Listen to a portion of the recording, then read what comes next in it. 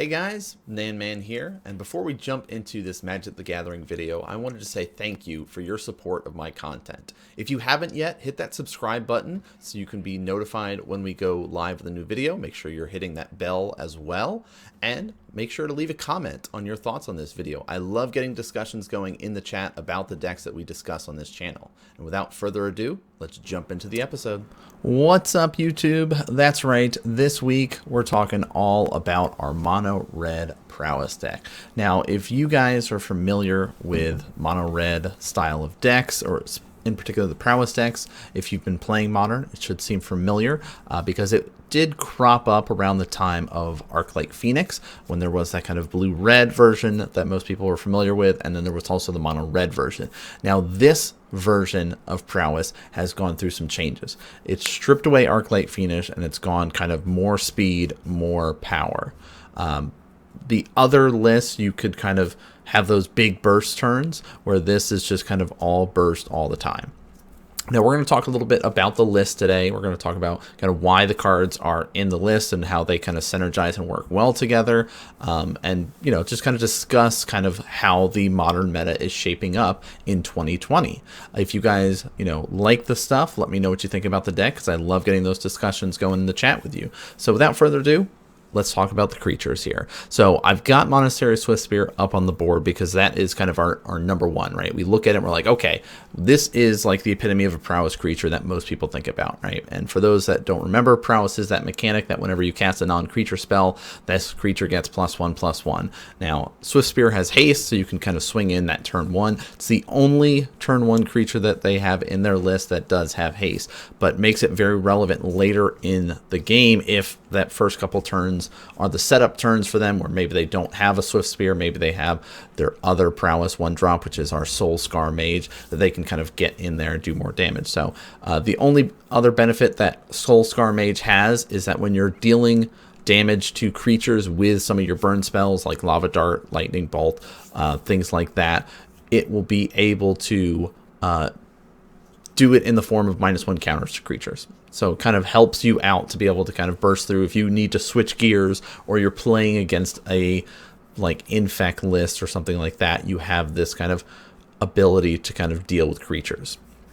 The other one, which is kind of a nice creature that's thrown into this list, which is our 2-drop. It's our Runaway Steamkin. Now, if you guys were playing any MTG Arena, this creature should seem familiar for kind of the mono red list that ran around. So the way that this creature is set up is it's 2-drop, it's a 1/1, but it's all about you being able to cast red spells. Hey, guess what? The whole deck is red.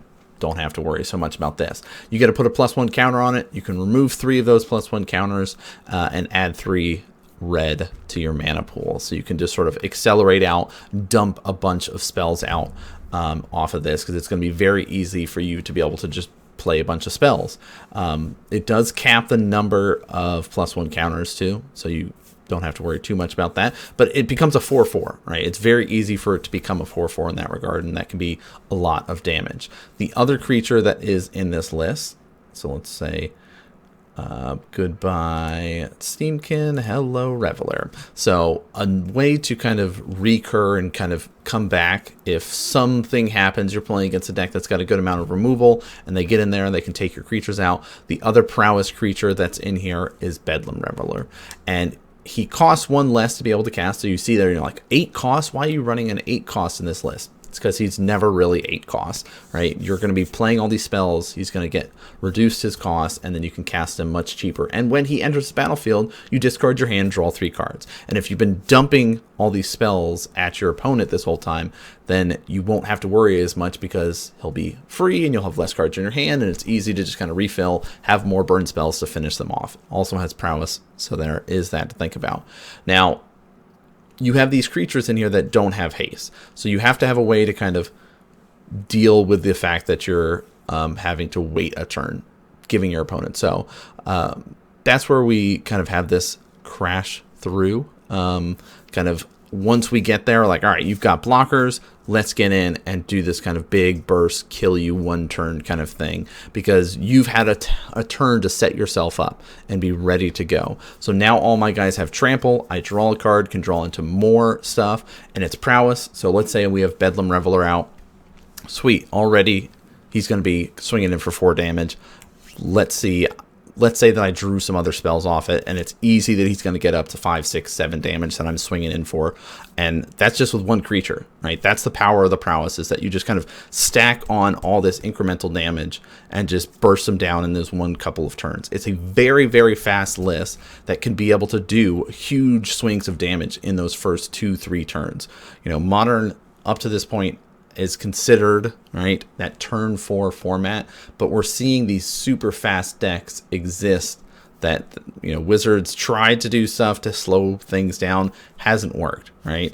Mono Red Prowess is a great way to go. You can think about like Amulet Titan is a great way. In fact, these decks that exist where you're like, okay, here's turn 2, I can kill you, all right? Turn 3, the game's over, right? Like you have this ability to be able to kind of go through and just explode. So ways that you can go about it, some kind of card advantage besides Crash Through, which is just 1 red and gives your guys trample, which is nice. You also have Manamorphose, get double mana off of it. You get a draw card. Again, these are just ways to kind of accelerate things out. You have Light Up the Stage, which for those that have been playing MTG Arena or playing any sort of red variant, burn like Prowess, things like that, you should be familiar with Light Up the Stage.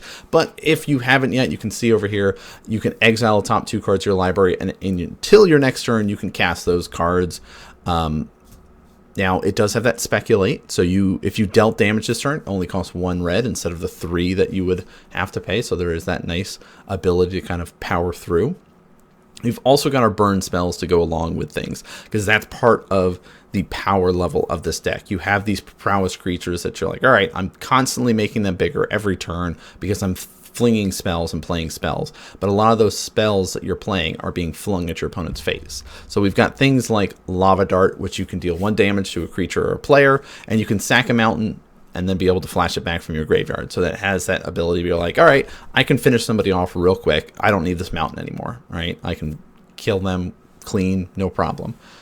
We've got Burst Lightning here, just deals 2 damage, and then you could do the kicker cost and do 4. Really, it's just, hey, here's 2 damage, boom, dome ya.